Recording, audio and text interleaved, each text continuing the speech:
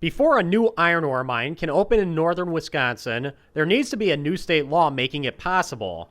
Under current law, the regulatory process can be drawn out indefinitely.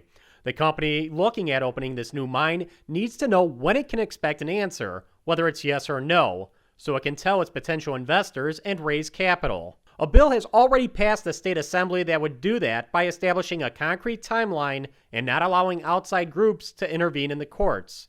On Tuesday, however, Senators Jauch and Schultz unveiled a new bill. It would take out those provisions and start the whole process over at square one. Senator Jauch said even though they are concerned with creating new jobs, he explained job creation and the public interest are not one and the same. The public expects public officials to pursue responsible and reasonable solutions that assure balance between job creation and protection of the public interest.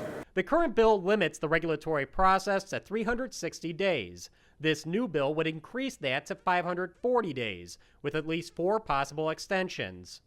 Removing the time certainty in the bill is very problematic, and I think it would be counterproductive in terms of actually bringing a company here that's going to create jobs. The new bill would also allow litigation at the later stages of the process, which is expected to come from nearby tribes. Well, they've made it very clear they're not against the mining bill, they're against the mine. So is this maybe a futile effort to say give any timeline?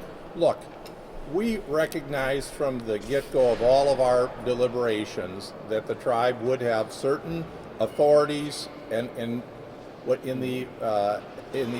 the effort to produce a bill, we had to just set that aside. We understand that and we respect that. But given that, we still sought comment from the tribe out of respect. We asked them to constructively engage, and they have certainly done that. And that should not preclude any rights that they have down the line.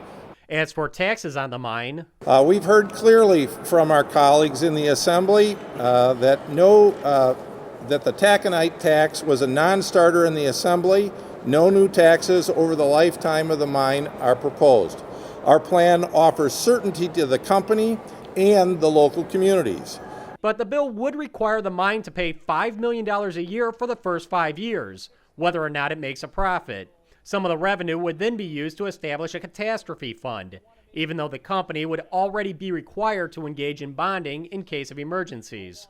Well, I think that what we are suggesting is that there are unthinkable, catastrophic things that would occur over a longer period of time.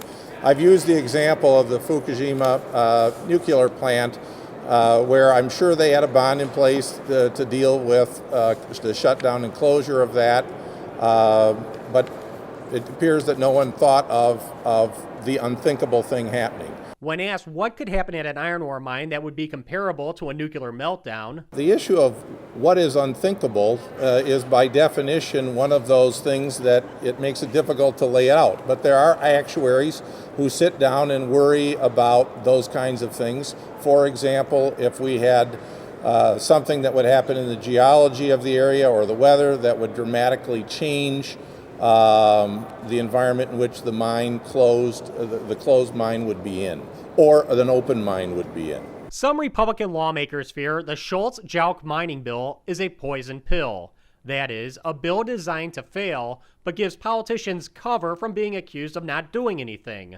Senator Schultz wouldn't say how likely it is this bill could pass with the session winding down. I think you're going back to hypotheticals, but I would remind you, for we Republicans who want to make it more easy to mine in Wisconsin while protecting the environment, we have both houses of the legislature and the governorship that gives us extraordinary sessions and special sessions to deal with this.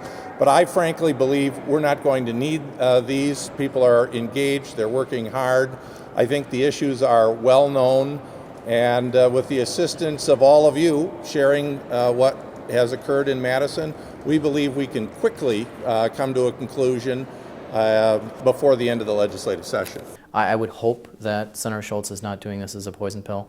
I'll take him at his word, but again, we are very firm over here in the State Assembly that we want that certainty in the bill, and we want to make certain that those jobs are able to be created, and the company won't have to wait 5 to 10 years just to get an answer from the DNR. That's simply not acceptable to this company, nor should it be acceptable to anyone else in the state.